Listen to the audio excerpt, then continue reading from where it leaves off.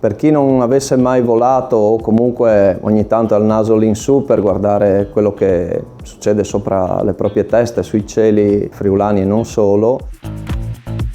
quello che posso permettermi di consigliare è fare un'esperienza di volo in tandem, in biposto, che è il primo approccio, diciamo, per conoscere questa piccola disciplina sportiva,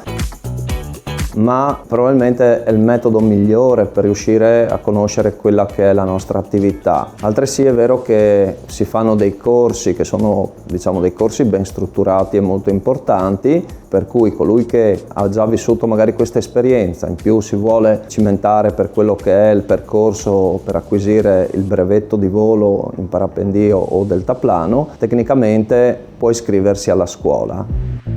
Percorso un po' lungo ma che dà grandissime soddisfazioni e dà la possibilità di volare in autonomia.